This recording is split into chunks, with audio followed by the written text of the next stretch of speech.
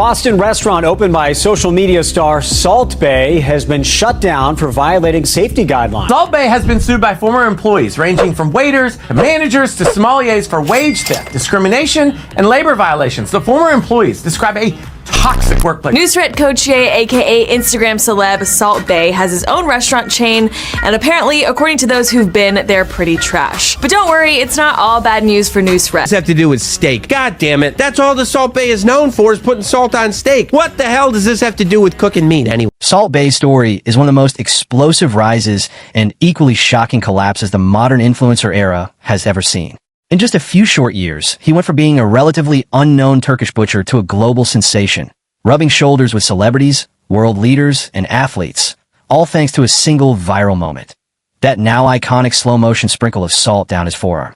The internet crowned him SALT BAE, and overnight, Nusret Gaki became a living meme, a pop culture icon, and a symbol of luxury dining. He built high-end steakhouses around the world, appeared in viral videos with footballers, musicians, and billionaires, and strutted through his restaurants with a kind of showman confidence that made people flock to see him in person. He wasn't just serving meat, he was serving a performance, and for a moment, the world couldn't get enough of it. But what began as a quirky viral moment quickly evolved into a global empire. SALT BAE capitalized on his fame brilliantly at first. His restaurants became hotspots for the ultra-rich, the famous, and the wannabe elite. Ordinary people saved up for months just to get a chance to dine at one of his steakhouses and witness the sprinkle live. His Instagram exploded with millions of followers. Celebrities posted videos of him slicing meat tableside with his signature flourish. He went from butcher to brand, from meme to mogul. Every move he made was perfectly choreographed. The sunglasses, the tight white t-shirt, the perfectly groomed mustache. He became an image of cool, wealth, and extravagance, and his face was as recognizable as many of the celebrities he served. For a while, it seemed like SALT BAE was unstoppable.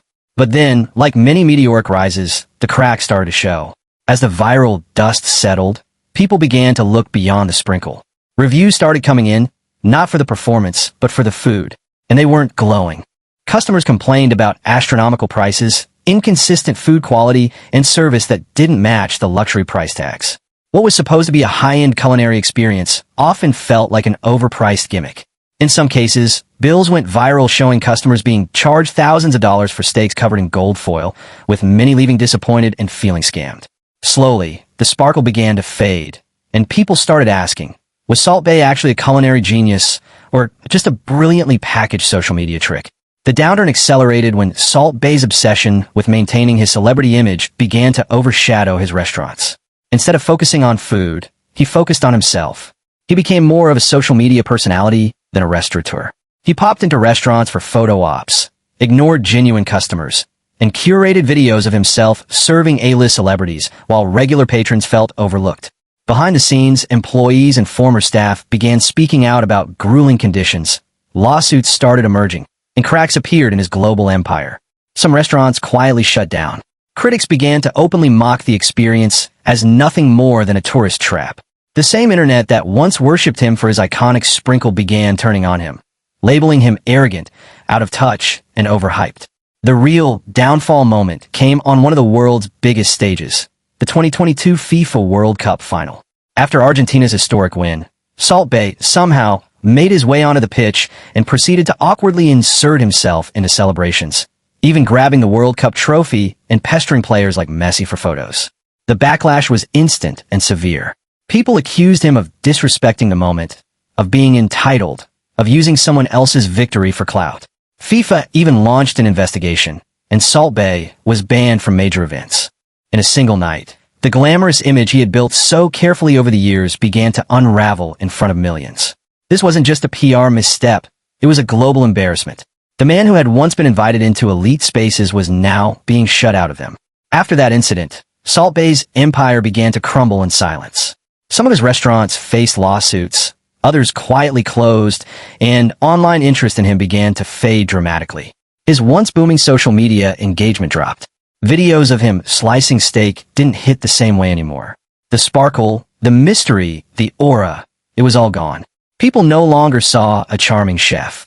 They saw a man trying too hard to cling to the spotlight. And the cruel thing about internet fame is that when the world decides it's moved on, it moves on fast. The same millions who once mimicked his sprinkle were now laughing at his fall from grace. Today, Salt Bae's name doesn't carry the same weight it once did. He still owns restaurants, yes, and he still maintains an image online, but the world has largely stopped caring. His once sold-out steakhouses are no longer the hottest ticket in town. His celebrity guests have moved on to the next trendy thing. And the internet, once his greatest ally, has largely abandoned him. His rise was spectacular, but his fall was inevitable. He was a symbol of viral fame, a man who turned a sprinkle of salt into a global empire. But like all viral sensations, his power was tied to public fascination. And once that fascination faded, so did he. Salt Bae's story doesn't just end with fading social media engagement or closed restaurants. It ended with a man who once stood at the center of global pop culture, now quietly sitting on the sidelines, watching as the world he helped entertain moves on without him. His downfall is not loud or explosive. It's quiet, almost eerily so. There's no single moment where the curtain dramatically drops. Instead, it's like a grand stage where the audience slowly gets up and leaves, one by one, until he's standing there alone under the lights, still doing the same signature sprinkle. But this time, nobody is watching. That's the most haunting part of his story. He didn't just lose popularity, he lost relevance. And in the influencer age, that is far worse. Relevance is what keeps the cameras pointed at you, what keeps fans lining up outside your door, what makes headlines out of nothing. Without it, Salt Bae is no longer a symbol of cool. He's a reminder of a moment the internet already moved past.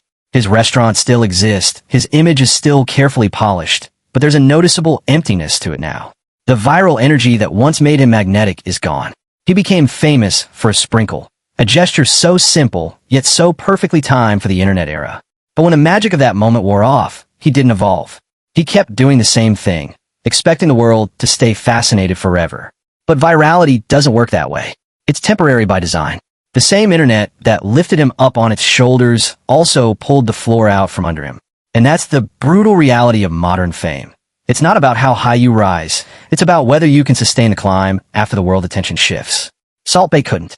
The FIFA World Cup fiasco wasn't just a PR blunder. It was symbolic.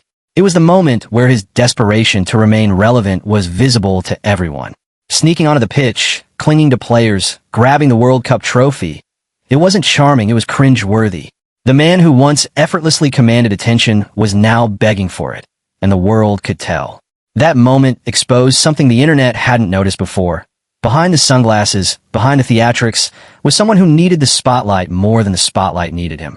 And when that need becomes visible, the illusion of cool shatters. Now, his empire is a shadow of what it was during its peak. Some of his restaurants continue to operate, but they no longer dominate headlines. The reviews that once praised the novelty now talk about overpriced menus, inconsistent quality, and empty dining rooms where the spectacle no longer matches the price tag. The celebrities who once lined up for videos have moved on to the next viral sensation. The influencers who once tagged him in every post have found new trends to chase.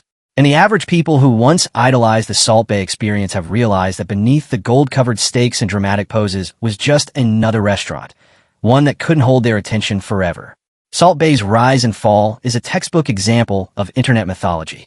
He didn't build his fame through slow growth, reputation, or consistent craft. He built it on a single viral spark. And for a while, that spark burned like a wildfire. But wildfires don't last. They burn bright, fast, and eventually, they consume everything, leaving nothing but ashes. And once the fire burns out, there's no going back to how things were before. The internet crowned him, celebrated him, parroted him, and then quietly replaced him. That's the cruel beauty of viral fame. You're unforgettable for a moment, and then completely forgotten the next. And in a strange way, Salt Bae himself became a cautionary tale for influencers and viral stars everywhere. His story is whispered among marketing experts, content creators, and entrepreneurs as a reminder. Virality is a spark, not a structure. If you don't build something solid behind it, the moment it fades, everything collapses. He didn't adapt. He didn't innovate beyond the sprinkle, and eventually, the world's fascination dissolved like salt in water. He went from being the man everyone imitated to a nostalgic reference, someone people mention with a smile when remembering that era, but not someone they look to anymore for inspiration or excitement.